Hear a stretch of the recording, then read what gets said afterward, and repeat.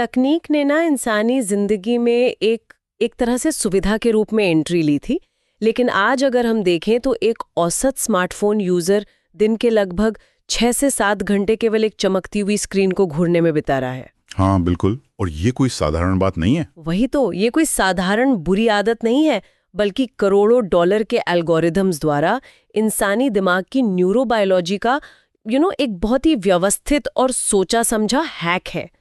तो आज के इस गहन विश्लेषण में हम इसी पर बात करने वाले हैं। एकदम सही विषय चुना है। हम अमन गोस्वामी के मई 2026 में पब्लिश हुए एक बेहद प्रासंगिक लेख digital addiction the silent epidemic of the 21st century के जरिए इसी जटिल तंत्र को समझने की कोशिश करेंगे। और ये बहुत जरूरी भी है। और मैं साफ कर दूं कि ये चर्चा सिर्फ स्क्रीन टाइम गिनने के बारे में नहीं है। हमारा मकसद यह समझना है कि कैसे मुनाफे पर आधारित ये इंगेजमेंट मॉडल इंसान की सोचने समझने की क्षमता और उसकी अपनी पहचान को पूरी तरह से बदल रहे हैं। मतलब इस लेख की सबसे बड़ी खासियत ही यही है कि ये डिजिटल लत को केवल एक सतही समस्या नहीं मानता। ये इसे एक न्यूरोबायोलॉजिकल और सामाजिक परिघटना के रूप में गहराई से देखता है। हाँ बिल्कुल। शुरुआती दिनों में आप देखें, इंटरनेट या स्मार्टफोन एक टूल हुआ करते थे, एक ऐसा उपकरण जिसे किसी खास काम के लिए उठाया जाता था और काम खत्म होने पर हम उसे रख देते थे। सही कहा। इसे हम क्या कहते हैं, यूटिलिटी बेस्ड यूसेज या उपयोगिता आधारित उपयोग कह सकते हैं। लेकिन आज का जो तकनीकी ढांचा है वो पूरी तरह से एंगेजमेंट आधारित उपयोग पर शिफ्ट हो चुका है। यानी अब उनका मकसद हमारी मदद करना नहीं रहा। एग्जैक्टली। अब सॉफ्टवेयर डिजाइन का मुख्य उद्देश्य यूजर के काम को आसान बनाना नहीं है, बल्कि उसे अधिक से अधिक समय तक अपने सिस्टम के भीतर उलझाए रखना है। और लेख के आंकड़े इस बड़े बदलाव की गंभीरता को बहुत स्पष्ट रूप से सामने रखते हैं।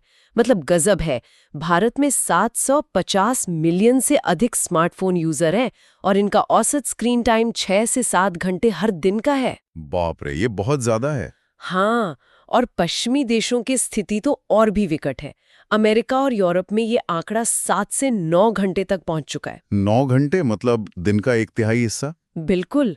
और किशोरों का एक बड़ा वर्ग दिन के 3 घंटे से ज्यादा का समय तो केवल सोशल मीडिया प्लेटफॉर्म्स पर बिता रहा है। ये पूरी स्थिति ना ऐसी है जैसे इंसान के पास एक डिजिटल स्विस आर्मी चाकू हो। स्विस आर्मी चाकू, अच्छा एनालॉजी है। हाँ, मतलब शुरुआत में इंसान खुद तय करता था कि उसे कौन सा टूल इस्तेमाल करना है, तिंचकस चाहिए या कैंची।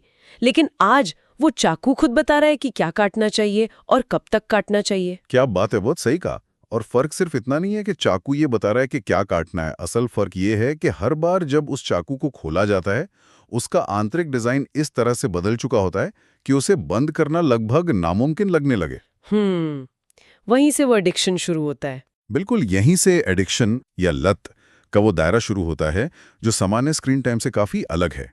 लेख स्पष्ट करता है कि लत का अर्थ केवल डिवाइस के सामने लंबे समय तक बैठना नहीं है। हाँ, क्योंकि एक सॉफ्टवेयर डेवलपर भी तो दिन में 10 घंटे स्क्रीन देखता है। वही तो, असली समस्या तब शुरू होती है जब उपयोग पर से नियंत्रण पूरी तरह से खत्म हो जाता है।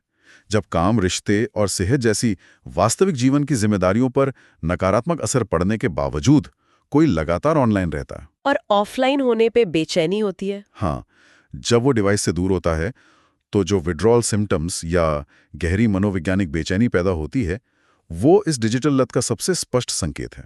तो चलिए इसे थोड़ा विस्तार से समझते हैं। ये जो बेचैनी है और फोन को बार बार चेक करने की जो ये मनोवैज्ञानिक बाध्यता है, ये केवल इंसान की इच्छा शक्ति की कमी नहीं है। बिल्कुल नहीं, ये उससे कहीं ज्यादा गहरा है। जब इस तंत्र को गहराई से समझा जाता है तो ये स्पष्ट होता है कि एल्गोरिदम सीधे तौर पर हमारी न्यूरोबायोलॉजी को मैनिपुलेट कर रहा है। तकनीक कंपनियों ने इंटरमिटेंट वेरिएबल रिवॉर्ड्स यानी रुक रुक कर और अनिश्चित रूप से मिलने वाले इनामों की एक ऐसी प्रणाली विकसित कर ली है जो सीधे इंसान के डोपामाइन लूप को संचालित करती है। हाँ, और ये पूरी तरह से कसिनो में इस्तेमाल होने वाले स्लॉट मशीन मैकेनिज्म पर आधारित है। कसिनो वाला? हाँ। वो कैसे? मतलब जब कोई यूजर अपने सोशल मीडिया फीड को रिफ्रेश करने के लिए स्क्रीन को नीचे की तरफ खींचता है, जिसे हम पुल टू रिफ्रेश कहते हैं, तो ये शारीरिक क्रिया बिल्कुल स्लॉट मशीन का लीवर खींचने जैसी ही है। अच्छा, हाँ, ये तो मैंने सोचा ही नहीं। उसे नहीं पता होता कि अगली पोस्ट क्या होगी। क्या वो कोई मजेदार वीडियो होगा, किसी दोस्त का अपडेट होगा, या कोई भड़काने वाली खबर। ये जो अनिश्चितता है ना, यही डोपामाइन स्पाइक को सबसे ज्यादा ट्रिगर करती है। और इसके पीछे बहुत रिसर्च भी तो होती है। बिल्कुल। टेक कंपनियों ने इस लूप को परफेक्ट करने के लिए बड़े पैमाने पर A/B टेस्टिंग की है। उदाहरण के लिए, नोटिफिकेशन बैच का रंग लाल ही क्यों होता है? हरा या नीला क्यों नहीं? सही बात है। क्योंकि लाल रंग मानव मस्तिष्क में एक तात्कालिकता या खतरे का सिग्नल भेजता है, जिससे उस नोटिफिकेशन को तुरंत खोलने की एक तीव्र मनोवैज्ञानिक आवश्यकता पैदा होती है। ये कोई संयोग नहीं है। तो ये यूजर के ध्यान को हर हाल में खींचने के लिए बनाया गया एक हथियार है। और इस निरंतर डोपामाइन हैकिंग को और भी ज्यादा प्रभावी बनाने के लिए कुछ डिजाइनों को जानबूझकर फ्रिक्शनलेस यानी बाधा रहित बनाया गया है। इन्फिनिटी स्क्रॉल इसका सबसे बड़ा उदाहरण है। बिल्कुल। पहले इंटरनेट पर कोई पेज पढ़ने के बाद नीचे नेक्स्ट पेज पर क्लिक करना पड़ता था। वो एक छोटा सा ब्रेक था जो इंसान के दिमाग को ये सोचने का मौका देता था कि क्या उसे और आगे पढ़ना है या नहीं। ये एक बहुत ही महत्वपूर्ण बिंदु है। स्टॉपिंग क्यूज या रुकने के संकेत मानव मनोविज्ञान का एक बहुत ही प्राकृतिक हिस्सा है। जैसे किताब का कोई चैप्टर खत्म होना। हाँ, या टीवी शो के बीच में विज्ञापन आना। ये संकेत दिमाग को एक सेंस ऑफ कंप्लीशन या काम पूरा होने का एहसास देते हैं। इन्फिनिट स्क्रॉल ने इस प्राकृतिक ब्रेक को पूरी तरह से खत्म कर दिया है। फीड कभी खत्म ही नहीं होती। वही तो, इसलिए दिमाग को कभी वो सिग्नल ही नहीं मिलता कि अब रुकने का समय आ गया है। इस फ्रिक्शनलेस डिजाइन के कारण व्यक्ति बिना किसी सचेत निर्णय के एक तरह के सम्मोहन की अवस्था में घंटों तक स्क्रॉल करता रहता है। और जब दिमाग लगातार इन छोटे हिट्स का आदी हो जाता है, तो इसका असर सिर्फ स्क्रीन टाइम तक सीमित नहीं रहता। ये व्यक्ति की मूल पहचान को भी आकार देने लगता है। लेख में युवाओं को लेकर जो बात कही गई है, वो मुझे बहुत चिंताजनक लगी। हाँ, वो वैलिडेशन वाली बात ना। जी। युवा अब सक्रिय रूप से कुछ रचने वाले भागीदार नहीं रहे, बल्कि वे महज निष्क्रिय उपभोक्ता और एल्गोरिथम द्वारा गढ़े गए सामाजिक उत्पाद बनकर रह गए हैं। बहुत कड़वी सच्चाई है ये। हम एक वैलिडेशन इकोनॉमी यानी मान्यता की अर्थव्यवस्था में प्रवेश कर चुके हैं, जहां व्यक्ति का मूल्य उसके वास्तविक गुणों से नहीं बल्कि ऑनलाइन मैट्रिक्स से तय हो रहा है। और इस मान्यता की अर्थव्यवस्था ने आत्मसम्मान के पूरे ढांचे को ही पलट कर रख दिया है। पारंपरिक रूप से किसी व्यक्ति की पहचान उसके आंतरिक मूल्यों, उसकी योग्यताओं और उसके वास्तविक जीवन के अनुभवों से बनती थी, जो अब कहीं खो गया है। बिल्कुल। अब वो केंद्र पूरी तरह से बाहरी मान्यता प्रणालियों पर शिफ्ट हो गया है। लाइक्स, शेयर्स और फॉलोअर्स अब किसी के अस्तित्व को प्रमाणित करने वाले मुख्य पैमाने बन गए हैं। मतलब लोग अब एक परफॉर्मेटिव आइडेंटिटी या दिखावटी जीवन जीने लगे हैं। एकदम सही शब्द है। अनुभव इसलिए नहीं जिए जा रहे हैं क्योंकि उनमें कोई वास्तविक आनंद है, बल्कि इसलिए ताकि उन्हें कैमरे में कैद करके ऑनलाइन एक विशेष छवि बनाई जा सके। एल्गोरिथम ये तय कर रहा है कि क्या ट्रेंड कर रहा है, और लोग उसी ट्रेंड के हिसाब से अपने व्यवहार, अपने कपड़े और यहाँ तक कि अपनी राय को भी बदल रहे हैं। और पता है, यहाँ से बात असल में बहुत दिलचस्प हो जाती है। हाँ, शिक्षा वाले हिस्से पर आते हैं। जी, क्योंकि जब हमारी पहचान ही बदल रही है तो ज्ञान ग्रहण करने का हमारा तरीका कैसे अछूता रह सकता है। ये डोपामाइन लूप सिर्फ समय या पहचान को ही नहीं बदल रहा है, इसका शिक्षा पर बहुत गहरा असर है। बिल्कुल। जब दिमाग केवल छोटे और तेज उत्तेजनाओं पर प्रतिक्रिया देने का आदी हो जाता है तो इसका सबसे खतरनाक असर उस जगह पड़ता है जहां गहरे फोकस और एकाग्रता की आवश्यकता होती है, यानी हमारी शिक्षा और सीखने की प्रक्रिया पर। लेख में जो अटेंशन इकोनॉमी के तहत शिक्षा के क्षेत्र का केस स्टडी प्रस्तुत किया गया है, वो दिखाता है कि ये पूरा ढांचा अब ज्ञान बांटने के बजाय केवल ध्यान बटोरने पर केंद्रित हो गया है। डिजिटल शिक्षण प्लेटफॉर्म्स भी अब सोशल मीडिया ऐप जैसे ही तो बन गए हैं। वही ना, ये शिक्षा के भविष्य के लिए एक बहुत बड़ी चुनौती है। जब हम एडटेक प्लेटफॉर्म्स के यूआई और यूएक्स डिजाइन को देखते हैं तो पाते हैं कि वो पूरी तरह से सोशल मीडिया की नकल कर रहे हैं। मतलब उसमें भी लाइक्स और स्ट्रीक्स आ गए हैं। हाँ, पढ़ाई के ऐप्स में गेमिफिकेशन आ गया है। लीडर बोर्ड, स्ट्रीक्स और माइक्रो मॉड्यूल जैसी चीजें जो छात्रों को बार बार ऐप खोलने पर मजबूर करती हैं।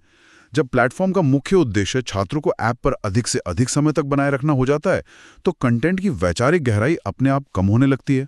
और शिक्षक भी तो उसी इकोसिस्टम का हिस्सा बन गए हैं। बिल्कुल।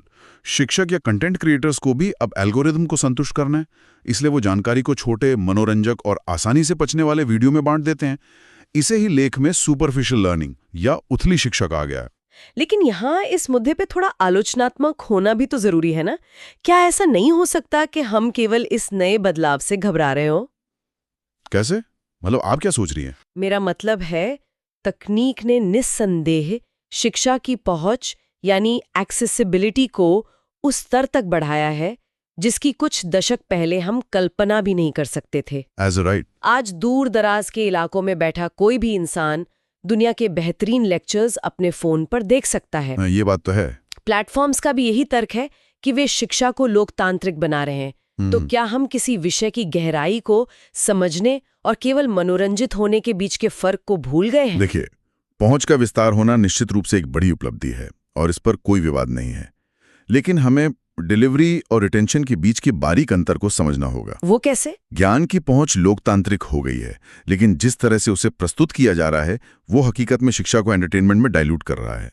ज्ञान प्राप्ति हमेशा एक आसान या मनोरंजक प्रक्रिया नहीं होती। सही बात है, थोड़ा दिमाग तो लगाना पड़ता है। बिल्कुल। किसी भी जटिल विषय की गहराई को समझने के लिए मानसिक संघर्ष, बोरियत का सामना करना और निरंतर फोकस की आवश्यकता होती है। जब हर चीज को आकर्षक एनिमेशन और छोटे-छोटे वीडियो में समेट दिया जाता है, तो छात्रों में एक इल्यूजन ऑफ कॉम्पिटेंस या योग्यता का भ्रम पैदा होता है। मतलब उन्हें लगता है कि वे सीख रहे हैं क्योंकि वीडियो देखने में मजा आ रहा है। एग्जैक्टली। लेकिन जब उनसे उस विषय पर गहराई से सोचने या कुछ नया रचने को कहा जाता है, तो वो संघर्ष करते हैं। ये मॉडल उस कॉग्निटिव स्ट्रगल को खत्म कर रहा है जो वास्तव में क्रिटिकल थिंकिंग को जन्म देता है। और शिक्षक अब छात्रों के ध्यान के लिए ऑनलाइन प्लेटफॉर्म्स पर एक दूसरे से प्रतिस्पर्धा कर रहे हैं, जो लॉन्ग टर्म इंटेलेक्चुअल डेवलपमेंट के लिए खतरनाक है। बहुत खतरनाक है। और ये सिर्फ कक्षाओं या दफ्तरों की बात नहीं है। ये एंगेजमेंट मॉडल इंसान के खाली समय, उसकी छुट्टियों और उसके शौक पर भी पूरी तरह से कब्जा कर चुका है। हॉबीज वाला पार्ट भी बहुत दिलचस्प है लेख में। लेख इस ओर भी इशारा करता है कि कैसे पारंपरिक शौक खत्म हो रहे हैं, जैसे कोई लंबी किताब पढ़ना, बिना किसी उद्देश्य के बाहर समय बिताना या कुछ ऐसा रचनात्मक करना जिसे कोई और नहीं देखने वाला। ऐसा लगता है जैसे एल्गोरिथम ने हमारे खाली समय को भी काम में बदल दिया है। ऐसा इसलिए क्योंकि इंसान के खाली समय का भी अब पूरी तरह से व्यावसायीकरण हो गया।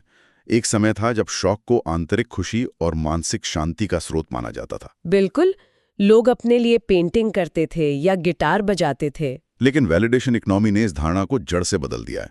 अब कोई भी गतिविधि केवल तभी मूल्यवान मानी जाती है जब उसे डिजिटल दुनिया में किसी प्रकार की स्वीकृति या लाइक्स मिले। अगर कोई पेंटिंग बनाता भी है तो उसका फोकस रंगों पर नहीं होता। हाँ, उसका फोकस इस बात पर होता है कि उसका time lapse video social media पर कैसा दिखेगा, या क्या इस नए शौक को किसी तरह मोनेटाइज करके पैसे कमाए जा सकते हैं। ये एक बहुत ही अजीब स्थिति है जहां मनोरंजन खुद एक परफॉर्मेंस बन गया है।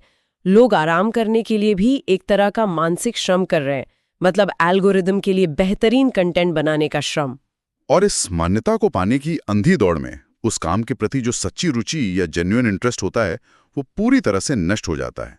जब हर शौक, हर छुट्टी और हर व्यक्तिगत अनुभव को एक डिजिटल ऑडियंस के सामने प्रस्तुत करने के लिए फिल्टर किया जाने लगता है, तो इंसान अपने ही जीवन का दर्शक बन जाता है।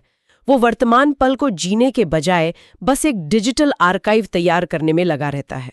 और यही मानसिक थकान का एक बहुत बड़ा कारण है, क्योंकि इस व्यवस्था में इंसान कभी भी पूरी तरह से ऑफ ड्यूटी नहीं हो पाता।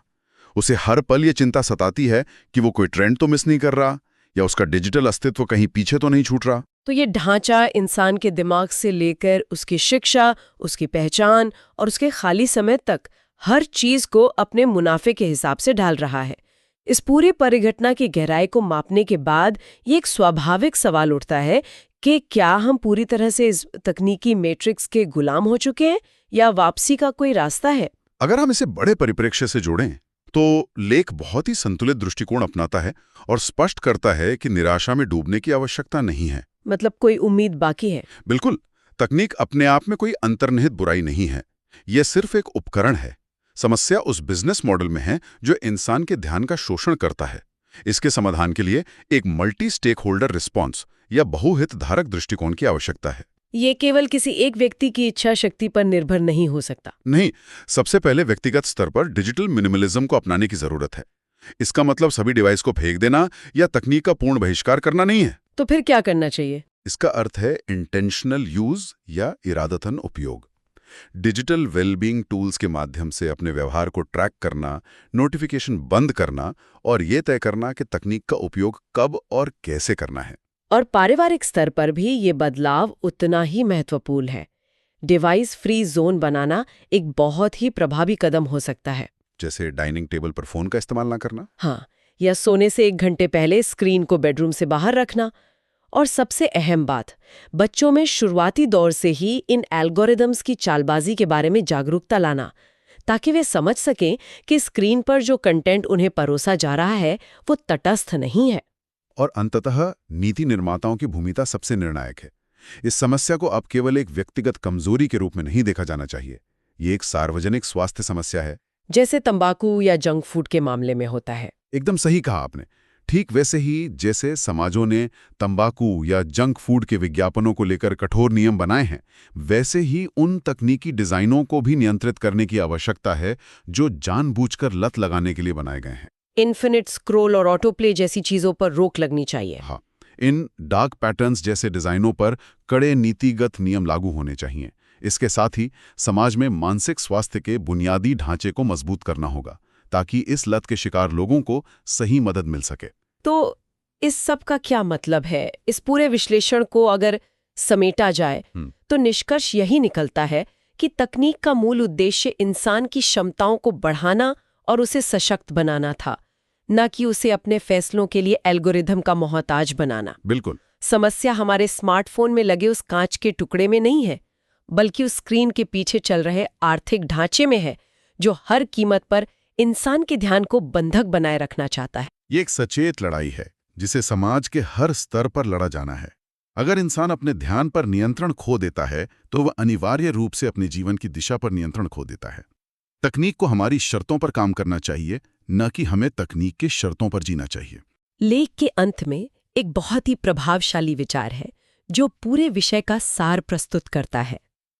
लेख में लिखा है कि सवाल ये नहीं है कि हम तकनीक का उपयोग करते हैं या नहीं, बल्कि असली सवाल ये है कि क्या तकनीक ने हमारा उपयोग करना शुरू कर दिया है। ये तो सोचने वाली बात है। इसी विचार को अगर एक कदम और आगे ले जाएं, तो एक ऐसा प्रश्न खड़ा होता है जिसे नजरअंदाज करना असंभव है। जरा सोचिए, अगर मुनाफे के लिए बने ये एल्गोरिदम्स आज इतनी सूक्ष्मता से, इतनी मनोवैज्ञानिक सटीकता से ये तय कर सकते हैं कि किसी इंसान को क्या पसंद आएगा, वो क्या खरीदेगा, या किसी खबर को पढ़कर वो कैसा महसूस करेगा, तो एक इंसान की अपनी स्वतंत्र इच्छा या फ्री विल वास्तव में कहाँ से शुरू होती है? क्या जो इच्छाएं, जो विचार और जो पसंद आज किसी के मन में उठ रही हैं, वे वाकई उसकी अपनी हैं? या वे केवल एक बहुत दूर बैठे सर्वर पर चल रही एक बेहद सफल कोडिंग का नतीजा है? ये एक ऐसा सवाल है जिस पर हर उस इंसान को विचार करना चाहिए जो अगली बार बिना सोचे समझे अपनी चमकती हुई स्क्रीन को अनलॉक करता है।